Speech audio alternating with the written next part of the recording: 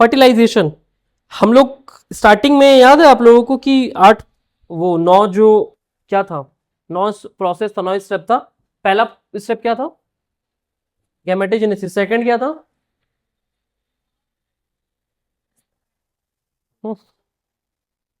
First था gametogenesis, second था insemination, third क्या था? Fertilisation, fourth zygote, fifth formation of blastocyst, sixth implantation, seventh gestation implantation, फिर parturition, 8 और लास्ट है 9 लैक्टेशन। अब देखो, जिसमें से हम लोगों ने पढ़ा गैमेटोजेनेसिस पढ़ लिया पहला। दूसरा, गैमेटोजेनेसिस पढ़ने के बाद हम लोगों ने पढ़ा क्या? इंसेमिनेशन भी पढ़ लिया, ठीक है। अब थर्ड प्रोसेस क्या है? फर्टिलाइजेशन। अब समझो, ये जो गैमेटोजेनेसिस और जो इंसेमिनेशन था वो तो पढ़ लिया, जो भी पढ़ना था, कैसे होता है क्या होता है देख लिए। अब जो प्रोसेस 3 से लेकर के 9 जो है, 3 से लेकर 9, fertilisation, formation of zygote, blastocyst, implantation, gestation, parturition and then lactation, ये जो 6 प्रोसेस है, 6 नहीं 7 प्रोसेस है, ये 7 प्रोसेस आज ही के क्लास में कवर होगा। तो इतने दिन से सोचो 2 प्रोसेस करने में इतना दिन और 7 प्रोसेस करने में 1 दिन। क्यों होगा? क्योंकि 7 प्रोसेस जो है वही बहुत ज्यादा डिफिकल्ट था, बाकी ये तो कुछ है ही नहीं, उसी में हमें समझना था। अब देखो, फर्टिलाइजेशन मतलब होता है क्या? फ्यूजन मतलब होता है मिलना, है ना। जैसे एक बोतल आपके पास है पानी का, एक बोतल ये है, दोनों पानी के बोतल को एक दूसरे के साथ मैं मिला दूं तो पानी एक दूसरे से मिल गया। अब कौन किसका पानी था? मिलाते रहो, नहीं पता चलेगा। That is known as fusion मतलब होता है 2 चीजों का मिलना। तो स्पर्म का ओवम से मिलना ही क्या कहला जाता है? गैमेटोजेनेसिस या फर्टिलाइजेशन कहला जाता है। गैमेटोजेनेसिस नहीं, फर्टिलाइजेशन। स्पर्म बनना इज नोन एज गैमेटोजेनेसिस। अब फर्टिलाइजेशन में होता है, इसमें क्या होता है? जो मेल गैमेट होता है, अच्छा, मेल गैमेट का ओवम से मिलना कि ओवम का मेल गैमेट से मिलना? ओवम से मिलना। क्यों? स्पर्म ट्रैवल करता है, ओवम मोटाइल नहीं होता है, स्पर्म ट्रैवल करता है। स्पर्म जैसे जैसे ये ट्रैवल करता है, ओवम में जाकर के मिलता है, जब एक दूसरे से मिलेगा, फ्यूजन होगा, उसी को हम लोग क्या बोल देंगे? फर्टिलाइजेशन बोल देंगे, ठीक है। और जब फर्टिलाइजेशन हुआ, इसका पानी इसके साथ मिला दिए, अब जो पानी बचा बना उसको जाइगोट बोल दिया जा रहा है, ठीक है। अब जाइगोट जो बनेगा ना, समझते चलो यहां पे, अब जो हमारा जो जाइगोट बनेगा,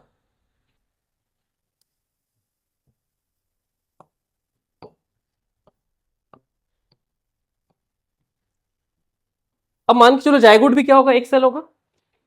अब देखो, स्पर्म कितना था? स्पर्म में कितने क्रोमोसोम्स थे? 23।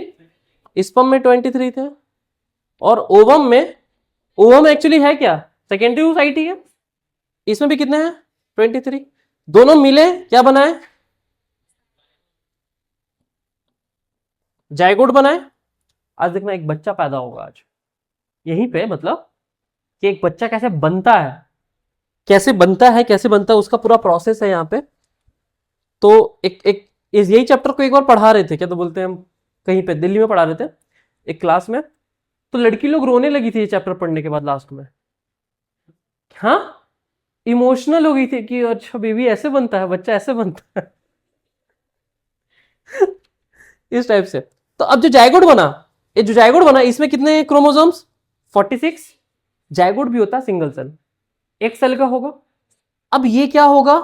बटेगा, 1 से 2 होगा, 2 से 4 होगा, 4 से 8 होगा, 8 से 16 हो जाएगा, अलग अलग होगा। अब समझो, जब जाइगोट था, एक सेल था, उसको बोल दिया गया जाइगोट। 46, मैंने कल आप लोगों को बताया था कि जब हमारा एक सेल दूसरे सेल में बने, जैसे 46 इसमें भी था और 46 इस सेल में भी है, इसको हम लोग बोलते हैं माइटोसिस या फिर माइटोटिक डिवीजन।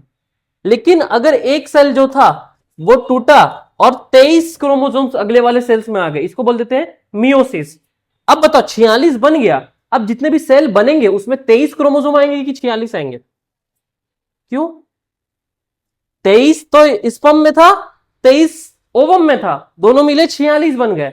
अब बच्चा को थोड़ी हमें स्पर्म या फिर ओवम बना रहे हैं, अब तो बच्चा बनेगा, जैसे आप छोटे से बड़े हो गए, आपका मियोसिस हुआ कि माइटोसिस हुआ?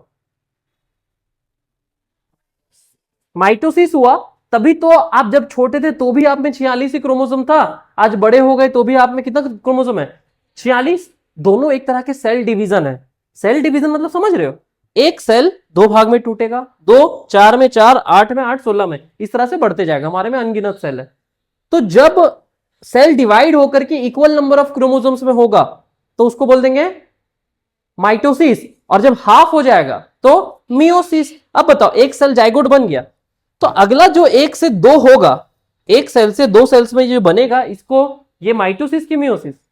माइटोसिस ही होगा। मियोसिस होता तो आधा हो जाता, और इस सेल में भी कितने होंगे? सब में 46 ही होंगे। अब समझो होता क्या है, सेल इतना बड़ा है, सेल इतना ही बड़ा रहेगा, बस अंदर एक सेल था, 1 से 2 हुआ, 2 से 4 हुआ, 4 से 8 हुआ, अंदर के सेल्स क्या होंगे?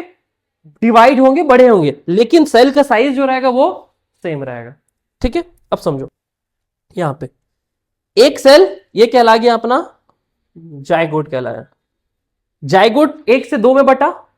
अब जैसे ही जाइगोट का डिवीजन होगा ना, जाइगोट 1 से 2 में बटेगा, इसी को बोल दिया जाता है क्लीवेज डिवीजन।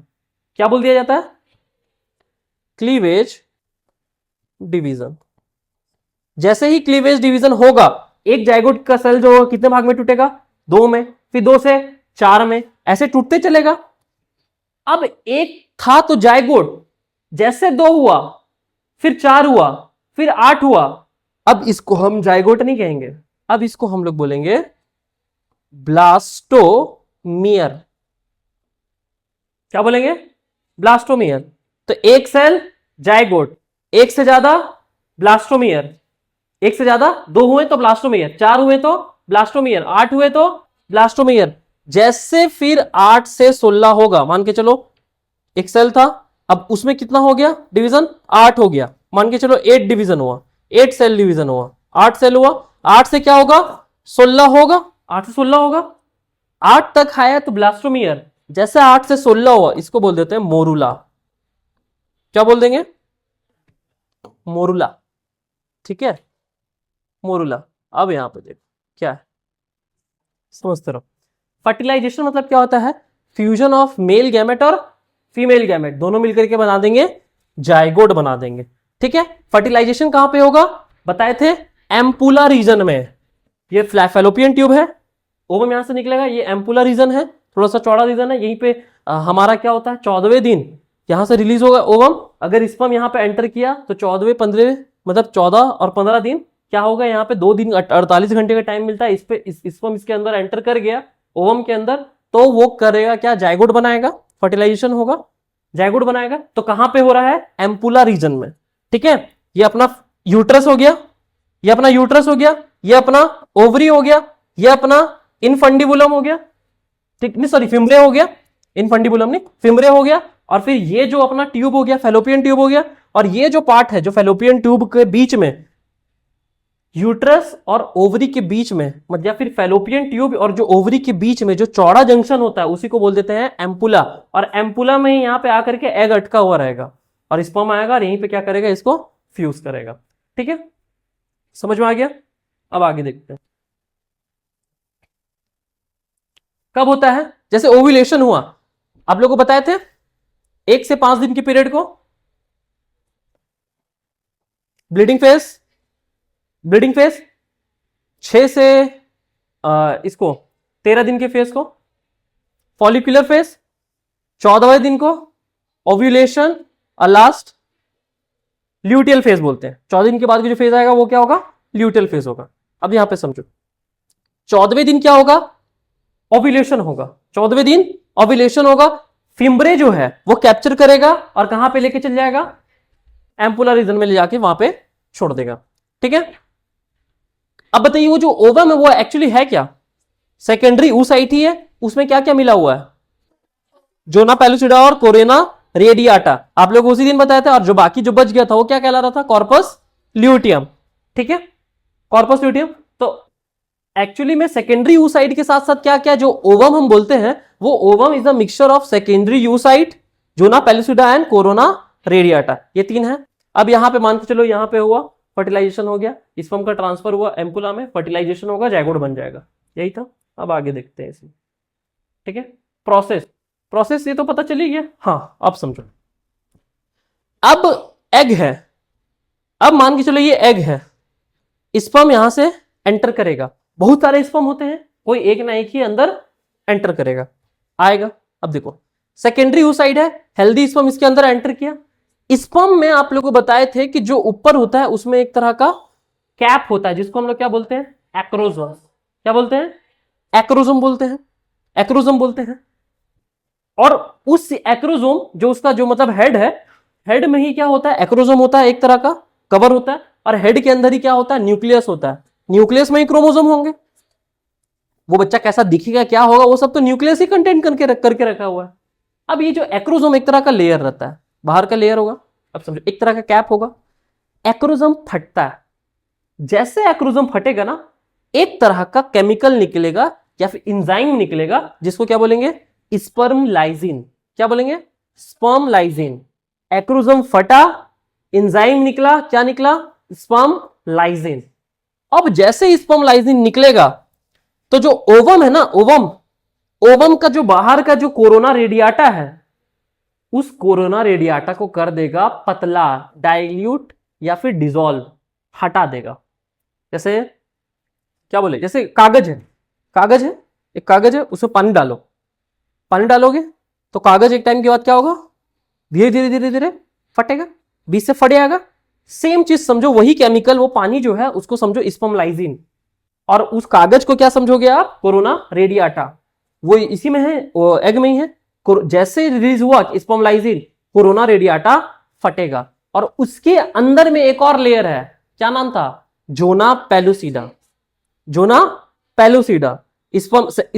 ओवम में क्या कहते थे, सेकेंडरी oocyte, कोरोना रेडियाटा बाहर का लेयर, अंदर का लेयर जोना पेलुसिडा। अब जोना जो पेलुसिडा है, समझते रहो, यहां पे राजन ध्यान देना। ओवम, ओवम का बाहर का लेयर कोरोना रेडियाटा, बाहर का लेयर, और फिर एक और लेयर होता है जिसको क्या बोल देते हैं हम लोग, जोना पेलुसिडा। ये अंदर वाला ओवम हो गया, बाहर वाला कोरोना रेडियाटा, अंदर वाला जोना पेलुसिडा। ठीक है, अब समझो, स्पर्म आया, एंटर करेगा, केमिकल छोड़ेगा स्पर्म लाइजिन, एंजाइम छोड़ेगा स्पर्म लाइजिन, डिसॉल्व करेगा, स्पर्म अंदर घुसा। उसके बाद कौन सा लेयर इसको मिलेगा, जोना पेलुसिडा मिलेगा। सबसे लास्ट में अंदर में कौन है, ओवम है, जोनास पेलुसिडा मिला। जोना पेलुसिडा में एक रिसेप्टर होता है, रिसेप्टर मतलब पकड़ने वाला, उस रिसेप्टर का नाम है, जोना पेलुसिडा में जो रिसेप्टर का नाम है उसका नाम है ZP3।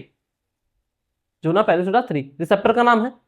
ये रिसेप्टर स्पर्म को पकड़ा, जैसे ही एक स्पर्म को ये जोना पेलुसिडा पकड़ेगा, इसमें बहुत सारे रिसेप्टर होते हैं, लेकिन जैसे ही एक रिसेप्टर ने स्पर्म को पकड़ा, सारे रिसेप्टर हो जाएंगे बंद, ब्लॉक हो जाएंगे, सारे रिसेप्टर हो जाएंगे बंद। ये क्यों बंद हुए, क्योंकि काम कितने स्पर्म का है, एक ही है, एक से ज्यादा स्पर्म का तो काम है नहीं, क्योंकि ओवम एक ही, अपने पास 23 ही क्रोमोसोम है, और बाकी का जो स्पर्म है उसका भी 23 ही चाहिए, तब तो इंसान बनाएगा, हाथी घोड़ा बना देगा, पता चला 2-4 स्पर्म घुस गए तो। क्योंकि स्पर्म में तो कितने ह्यूमन में होते हैं, 46 ही होते हैं, वैसा तो नहीं होगा, बट खैर 23 घुसा, जोना पेलुसिडा पकड़ लिया। अब पता चला कि स्पर्म एक्चुअली क्यों एक ही स्पर्म जाता है, क्योंकि जैसे एक घुसता है, ZP3 जो रिसेप्टर है जोना पेलुसिडा में, वो उसको पकड़ करके बाकी रिसेप्टर को क्या बोल देता है, बंद कर देता है। अब बाकी के स्पर्म जो होंगे वो नहीं पकड़ाएंगे, तो एक स्पर्म घुस गया और ओवम के अंदर अब घुस जाएगा अंदर वो स्पर्म, अब मिल करके क्या बना देगा, जायगोट। प्रोसेस पता चल गया, जायगोट बन गया। अब समझते रहो, जायगोट बना, यही है, जायगोट बना, वही चीज इसमें पूरा का पूरा पढ़ लेना। यहीं पे छोटा सा दिया हुआ है, क्या दिया हुआ है, हेल्दी स्पर्म होगा, सेकेंडरी साइड में जाएगा, एक्रोजम फटेगा, स्पर्म लाइजिन रिलीज करेगा, कोरोना रेडियाटा डिसॉल्व होगा, अंदर घुसेगा, स्पर्म घुसेगा, स्पर्म के अंदर, उसके अंदर कौन सा है, जोना पेलुसिडा में क्या लगा हुआ है, ZP3 रिसेप्टर, स्पर्म को पकड़ा, खत्म हो गया कहानी। अब आगे देखो, वही चीज यहाँ पे ZP3 रिसेप्टर।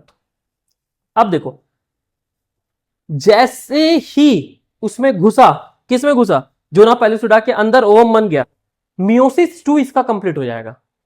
मियोसिस 2 कंप्लीट हो जाएगा। मियोसिस 1 कब हुआ था? बचपन में ही चालू हुआ था।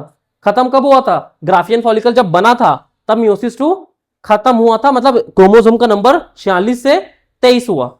अब यहां पे मियोसिस 2 फिर वहां पे चालू होता है, और जब अब स्पर्म से मिल रहा है तो मियोसिस 2 क्या हो गया? खत्म हो गया। स्पर्म से मिला वो खत्म हो गया। अब देखो इस केस में क्या होता है, जो समझो, जो सेकेंडरी oocyte था ना, ये जो सेकेंडरी oocyte था ना, इसका भी मियोसिस हो रहा है।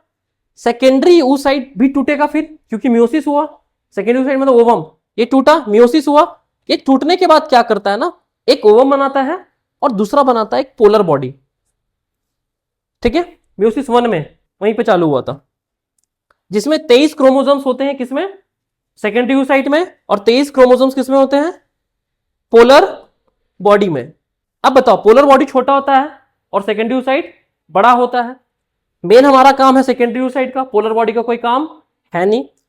लेकिन हमें 46 जो मेरा क्रोमोसोम था उसको तोड़ना भी है, 23 में डिवाइड करना, इसलिए 23 इसको दे देता है, 23 इसको दे देता है, तो 23 अलग हो गया। अब 23 फीमेल के पास बचा। लेकिन जितना भी सेल में जितना भी पार्ट होता है, साइटोप्लाज्म होता है, एंडोप्लाज्मिक रेटिकुलम होता है, माइटोकॉन्ड्रिया, हजार चीज जो होता है सेल के अंदर होता है, वो इसको नहीं दे सकता है। क्यों नहीं दे सकता? क्योंकि बच्चा इसमें आके पलेगा, इसमें नहीं पलेगा, पोलर बॉडी में नहीं पलेगा। इसलिए पूरा साइटोप्लाज्म ये रख लेता है और न्यूक्लियस आधा आधा लेता है। साइटोप्लाज्म पूरा रख लिया और न्यूक्लियस क्या किया? आधा आधा लिया। इसीलिए न्यूक्लियस का डिवीजन इक्वल हुआ। न्यूक्लियस का डिवीजन इक्वल हुआ। न्यूक्लियस के डिवीजन को बोलते हैं कैरियोकाइनेसिस, और साइटोप्लाज्म के डिवीजन को बोलते हैं साइटोकाइनेसिस। अब मुझे ये बताइए, न्यूक्लियस कितना डिवीजन हुआ, इक्वल या अलग अलग? इक्वल हुआ, मतलब न्यूक्लियस के डिवीजन को क्या बोलते हैं? कैरियोकाइनेसिस। कैरियोकाइनेसिस किसको बोलेंगे? न्यूक्लियस के डिवीजन को। तो कैरियोकाइनेसिस इक्वल हुआ, तभी तो 23 इसमें इस पोलर बॉडी में गया और 23 इसमें आया। बट क्या साइटोकाइनेसिस इक्वल है? साइटोकाइनेसिस मतलब होता है साइटोप्लाज्म का बंटवारा। साइटोप्लाज्म पूरा कौन रख लिया है? सेकेंडरी oocyte सारा रख लिया है, और पोलर बॉडी को कुछ दिया गया? नहीं दिया। ठीक है, क्योंकि बच्चा इसी में पलेगा, इसलिए सारा साइटोप्लाज्म रख लिया। तो साइटोकाइनेसिस कैसा है? अनइक्वल। कैरियोकाइनेसिस इक्वल, मतलब 23 इसका क्रोमोसोम 23 इसमें, लेकिन साइटोकाइनेसिस अनइक्वल, ज्यादा इसमें कम इसमें। यहां तक हुआ? यही चीज यहां पे लिखा हुआ। ठीक है, रिजल्ट। अब इसका रिजल्ट क्या होगा? एक बड़ा लार्ज ओवम बनेगा, सेकेंडरी पोलर बॉडी, इसको फेंक देंगे बाहर, कोई काम नहीं है इसमें। बस ये क्या किया, लेकर के चले गया। कौन लेकर के चले गया? न्यूक्लियस लेकर के चले गया। न्यूक्लियस मतलब क्रोमोसोम लेकर के, 23 क्रोमोसोम लेकर के उसको अलग कर दिया, क्योंकि अब स्पर्म मिलेगा, दोनों 46 हो जाएंगे। ठीक है, ये तो बता ही दिए। ZP3 जो रिसेप्टर होता है वो क्या करता है, इसको करता है। अब ये क्या, जैसे ZP3 रिसेप्टर उसको पकड़ा, एक स्पर्म को पकड़ लिया, तो बाकी को तो ब्लॉक कर दिया।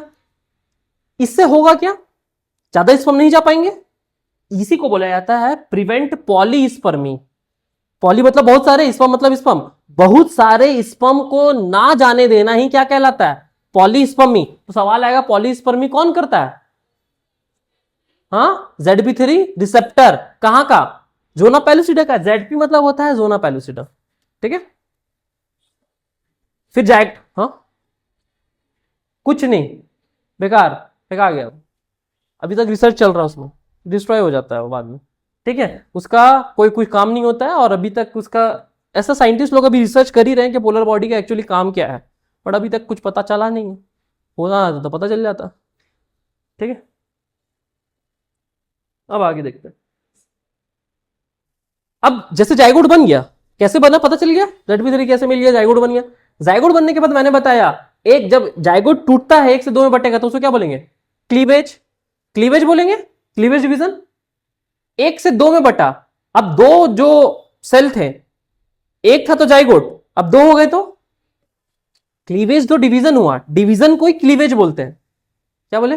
ब्लास्टोमियर। यहीं पे बताया था ना अभी आपको, है ना, ये वाला था ना। जाइगोट था, एक सेल था, जब टूटा तो उसको बोल दिया क्लीवेज हुआ। क्लीवेज करके 1 से 2 में टूटा, तो एक था तो जाइगोट एक सेल, बाकी बन टूटा, 1 से 2 हुआ तो ब्लास्टोमियर। यही ब्लास्टोबियर जब 8 सेल तक रहेगा ब्लास्टोमियर करेंगे, लेकिन जैसे 8 से 16 होगा उसको क्या बोलेंगे? मोरूला। समझ आ गया? क्या बोल देंगे? मोरूला। अब आगे देखो, ब्लास्ट क्लीवेज पता चला, टूटना इस नोन एज क्लीवेज। क्लीवेज मतलब होता है बंटवारा करना, ठीक है। ब्लास्टोमियर बना, ब्लास्टोमियर के बाद नंबर ऑफ सेल्स 1 से 2 होंगे, 2 से 4 होंगे, मतलब होते गए। उसके बाद जो 8 से 16 का जो स्टेज है उसको क्या बोल दिया जाएगा? मोरूला। मोरूला होगा, मोरूला बनेगा। अब समझते रहो, 8 से 16 हो गया मोरूला।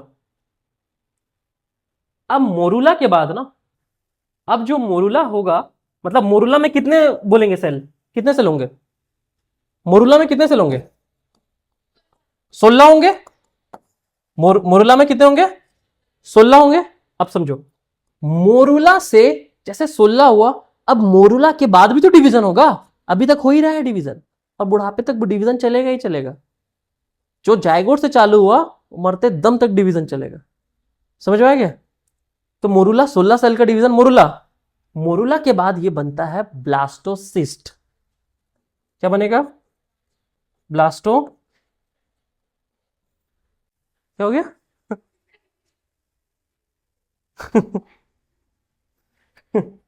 ब्लास्टो, चलो। तो ब्लास्टोसिस के बाद क्या? अब ब्लास्टोसिस बनेगा, मोरूला के बाद क्या बनेगा? ब्लास्टोसिस। तो आप लोग बताओ मुझे, जायगोट पहले बना कि ब्लास्टोमियर पहले बना? जायगोट से क्या बनेगा? क्या बनेगा राजन?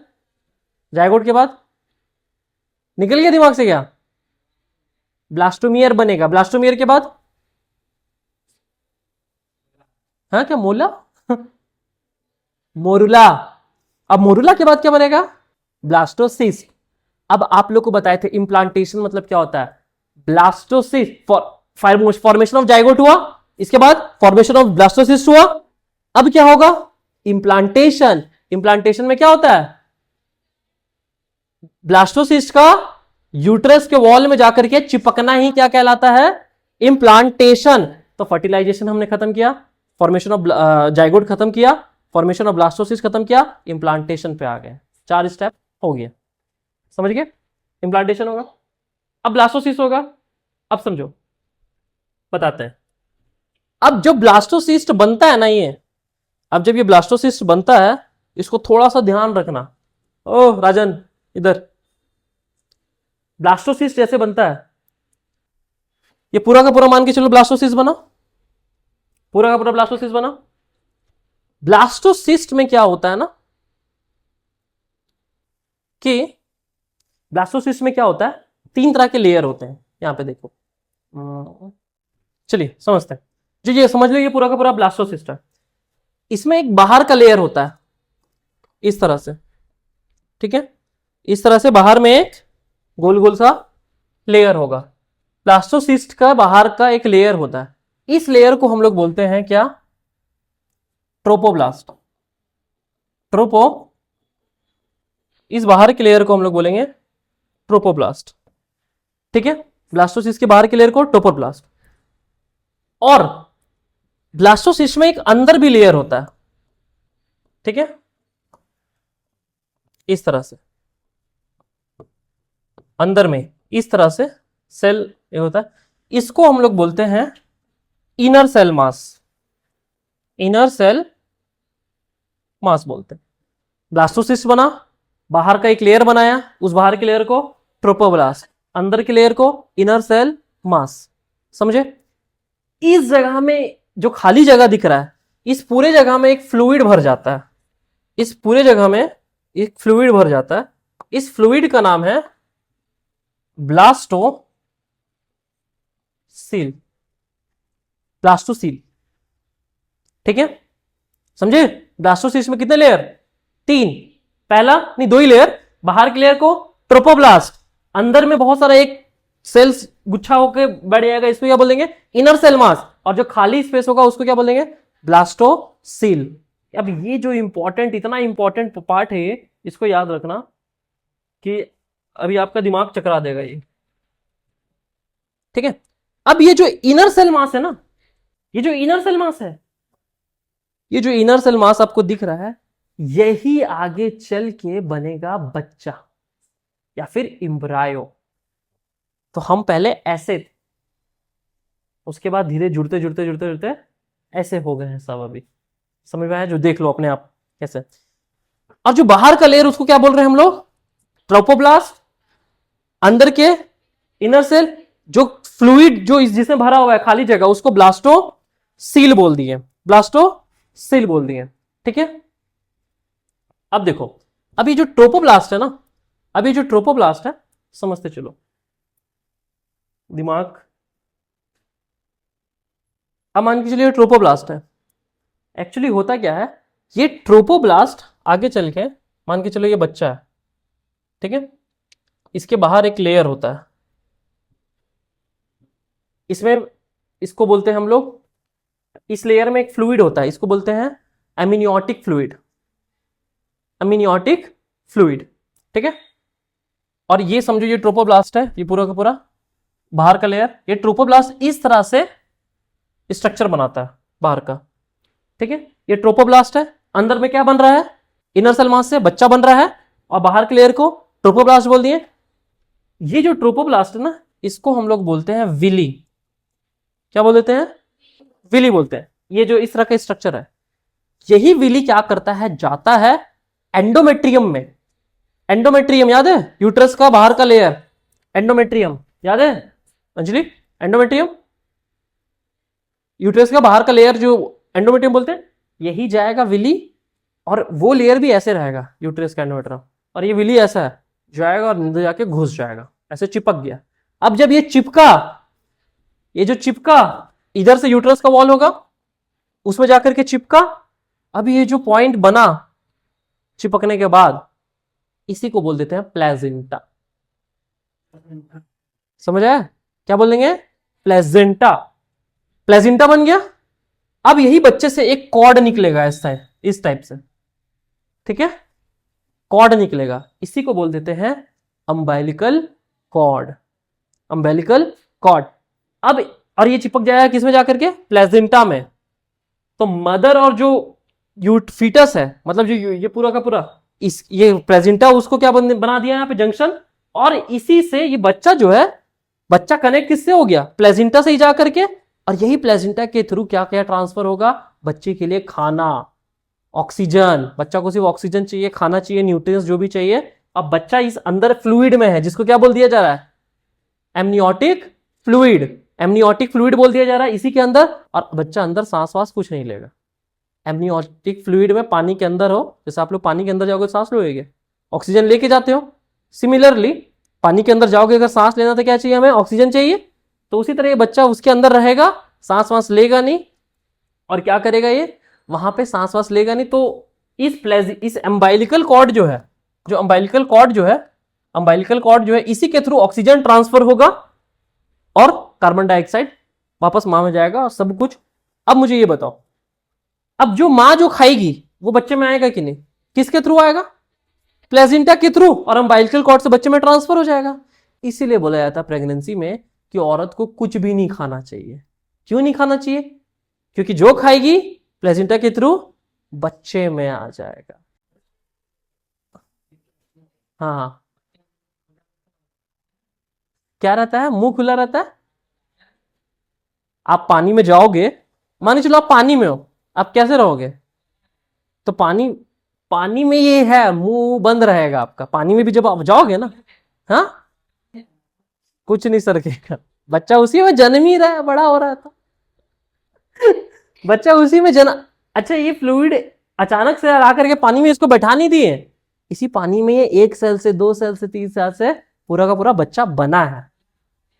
अच्छा एक बात बताओ, नहीं कुछ नहीं घुसेगा, अभी बताते हैं कैसे, क्यों नहीं घुसेगा।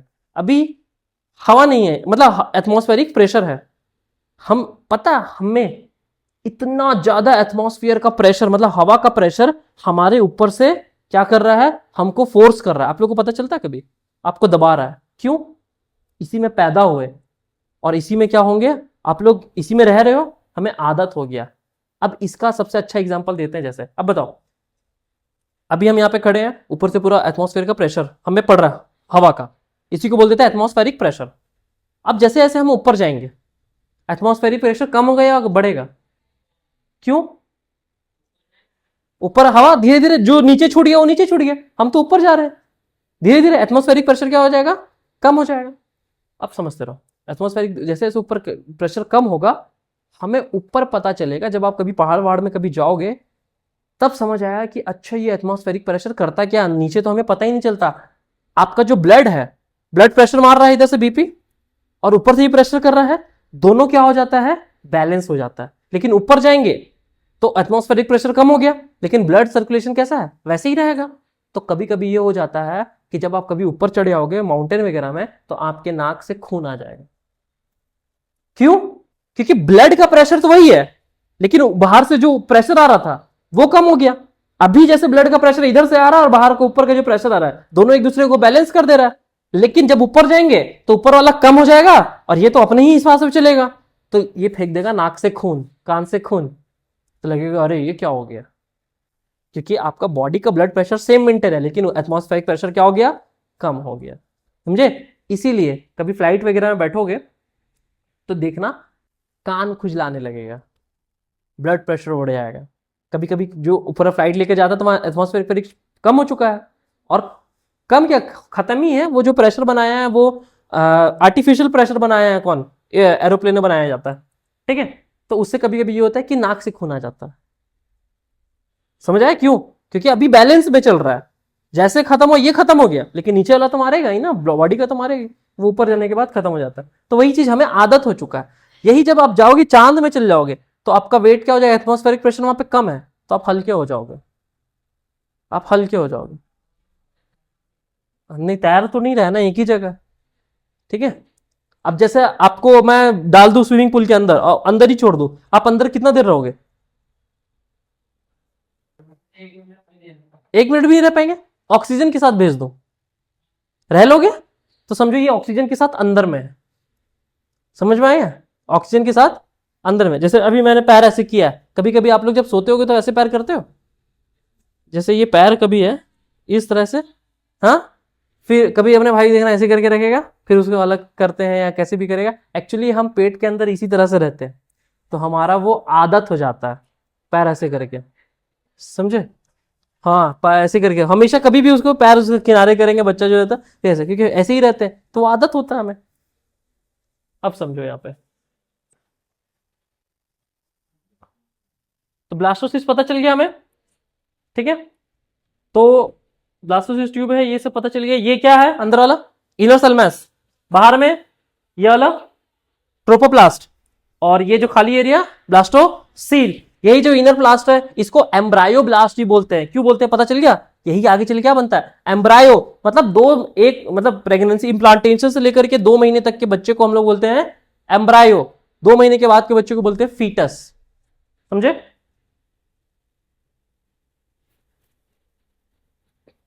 समझे? तो एम्ब्रायो फॉर्मेशन में इनर सेल मैस क्या करेगा, एम्ब्रायो बना देगा। कंटिन्यूस सेल डिवीजन होगा, डिफरेंशिएशन मतलब अलग अलग करके एम्ब्रायो, फिर धीरे धीरे ब्लास्टोसिस्ट था, एम्ब्रायो बना, सेल डिवीजन हुआ, एम्ब्रायो और बड़ा करके क्या हो गया, एक बच्चा ही बना दे रहा है यहाँ पे। समझे? वही चीज यहाँ पे दिया हुआ, धीरे धीरे बच्चा यहाँ पे क्या हो रहा है, बनते चल रहा है। तो ब्लास्टोसिस्ट से ही बन रहा है ना सब आगे चल के। और कहां पे बन रहा है, एंडोमेट्रियम के पास ही बन रहा है, एंडोमेट्रियम के पास ही बन रहा है। और एंडोमेट्रियम मेंटेन क्यों है पता है? क्यों? कौन, वेरी गुड, कौन कर रहा है? नहीं, प्रोजेस्टेरोन। एलएच और एफएसएच होगा तो ओव्यूलेशन चालू हो जाएगा। फिर ये जैसे बना प्लेजिंटा बना, प्लेजिंटा एक हार्मोन रिलीज कर रहा है एससीजी, एससीजी हार्मोन रिलीज कर रहा है। एससीजी कॉर्पस ल्यूटियम को वहां मेंटेन कर रहा है। समझ आ गया? जो ग्राफियन फॉलिकल के बचे हुए पार्ट थे, पता चल रहा है कुछ अंजलि? उस दिन कॉर्पस ल्यूटियम को वो मेंटेन कर रहा है और कॉर्पस ल्यूटियम प्रोजेस्टेरोन बना रहा है। अब एक सवाल आया था, 3 महीने के बच्चे का, 3 महीने के बच्चे के कॉर्पस ल्यूटियम को हम हटा दे तो अब बताओ प्रेगनेंसी सस्टेन करेगी या नहीं? नीट में सवाल है, प्रेगनेंसी रहेगी या नहीं?